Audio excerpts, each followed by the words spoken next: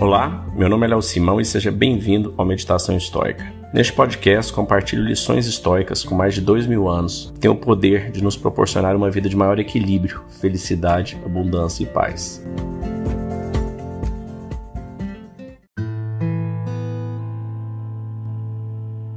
Hoje nós vamos ler a última parte do livro 6 de Meditações, o Diário de Marcos Aurelius, do imperador romano Marcos Aurelius. A gente já leu nos últimos 4 episódios, cada uma parte, e hoje a gente finaliza o livro 6. E mais uma vez eu peço para que você lembre de dar sua pontuação no podcast, onde quer que você esteja assistindo. Hoje nós estamos no Spotify, no Apple Podcast, Google Podcast e também no YouTube. No YouTube basta você buscar por Léo Simão. Então vamos lá. Parágrafo 45. O que se sucede a cada um é útil ao todo.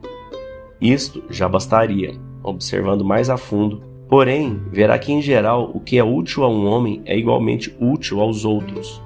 Uso aqui a palavra útil na sua acepção mais ampla, como quando aplicada às coisas indiferentes, nem boas nem ruins. Assim como lhe impediam as funções no anfiteatro e locais semelhantes, por se exibirem sempre as mesmas coisas, e porque a uniformidade torna enfadonho o espetáculo, assim você também deve se sentir a respeito do curso da vida em geral, pois tudo, de alto a baixo, é o resultado dos mesmos efeitos das mesmas causas. Até quando? Reflete continuamente em quantos homens de toda e qualquer profissão, de diversos costumes e origens, estão mortos. Recua até o tempo de Filístio, Febo, Origânio. Passe agora a outras espécies. Temos por certo de emigrar para onde se foram tantos hábeis oradores, tantos filósofos, Heráclito, Pitágoras, Sócrates, tantos heróis antes deles e tantos generais e tiranos depois. Além desses, Eudóxio, Hiparco, Arquimedes e tantos outros de naturezas penetrantes, altivas, infatigáveis, ousadas, assim como os zombadores presunçosos da vida humana, perecível e efêmera, como Menipo e tantos semelhantes. Reflete em que todos eles já desvaneceram há muito. O que há de terrível para eles nisto? O que quer dizer dos que sequer foram aqui nomeados? Assim, só existe uma coisa de grande valor: passar a vida na prática da verdade e da justiça, sem querer mal aos mentirosos e injustos.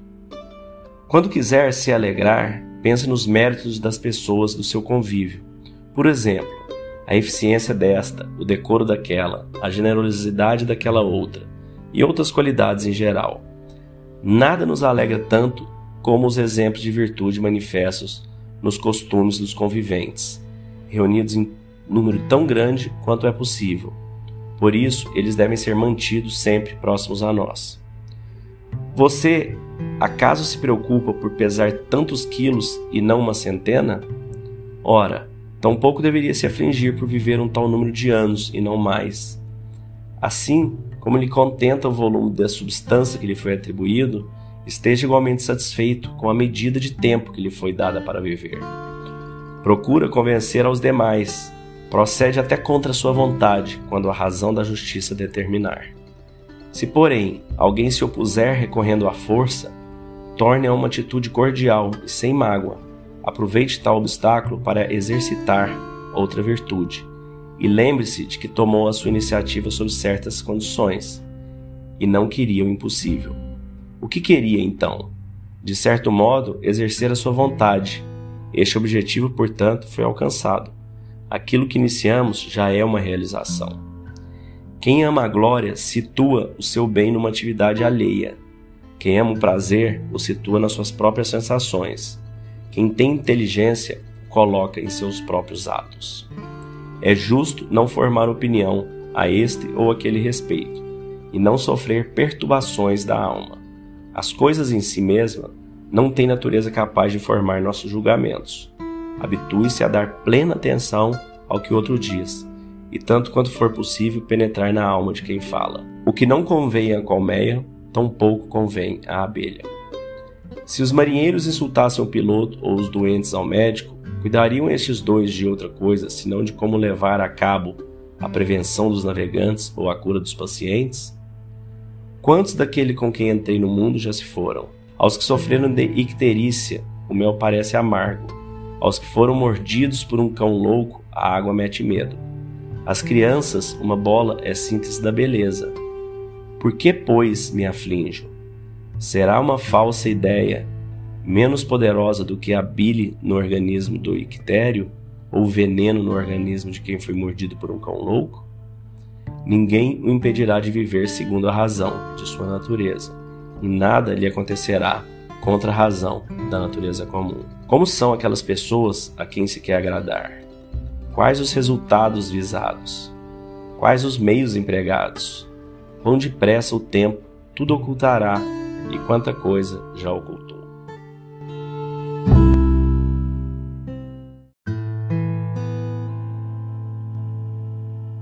Nós terminamos o livro 6 de meditações aqui. Eu quero que você reflita o seguinte: você faça esse exercício da mesma forma que o Marcos Aurelius fez. Você imagina ele chegando à noite na sua cabana de guerra. Parece que ele escreveu boa parte disso em campanhas de guerra, né? Eles tinham aquelas cabanas, lá, aqueles acampamentos.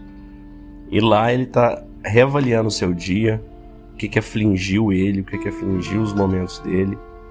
E ele está praticando, né, um dos preceitos do estoicismo, que é o momento mori, que é você contemplar a sua mortalidade. Então você vê que ao longo desse livro 6 ele fez isso diversas vezes, talvez porque ele escreveu isso durante vários dias, e isso, né, você está no meio de uma guerra, mais do que tudo a morte está muito latente, então isso é algo que ele se relembrava o tempo inteiro, né? E para se confortar ele fazia esse exercício de mostrar para ele quanto tudo é passageiro, tanto quanto tudo é perecível, é efêmero, tudo vem, tudo vai, né?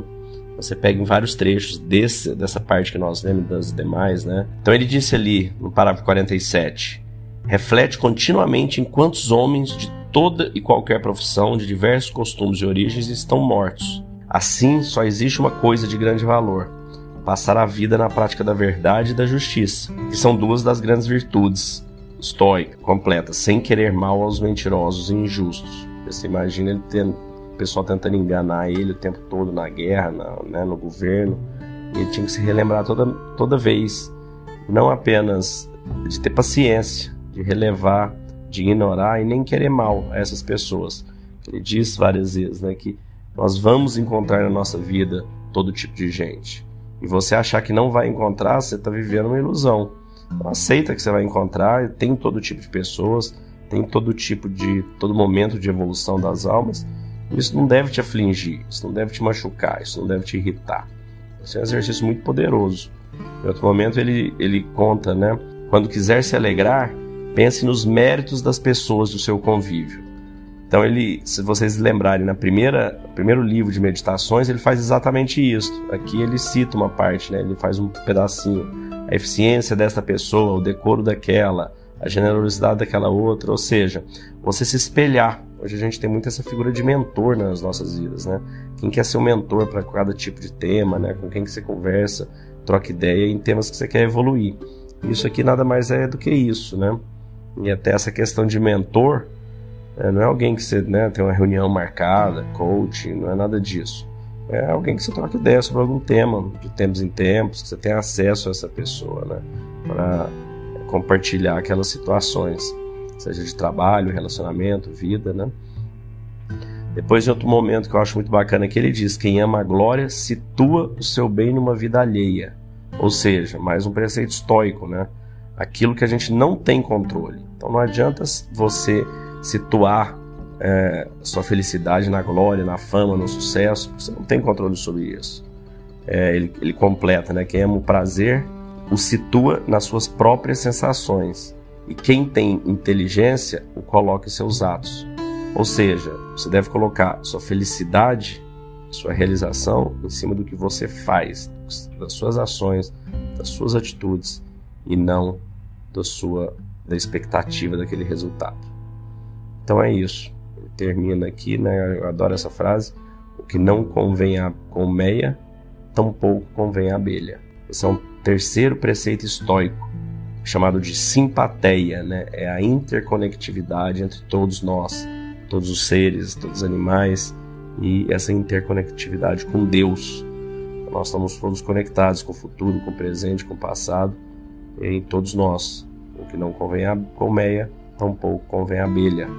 O que não faz bem para o seu meio, para a sua comunidade, também não fará bem a você, e vice-versa.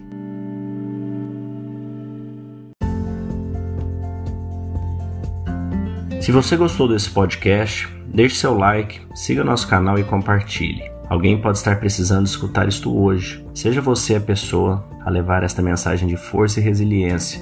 Pode mudar o dia e o destino de alguém. Estoicismo é uma fórmula que nos ajuda a superar os desafios e dificuldades da vida. Você pode nos escutar diariamente no Spotify, Apple e Google Podcast. E também no Instagram, buscando por Meditação Estoica. Fique com Deus e tenha um dia de abundância e paz.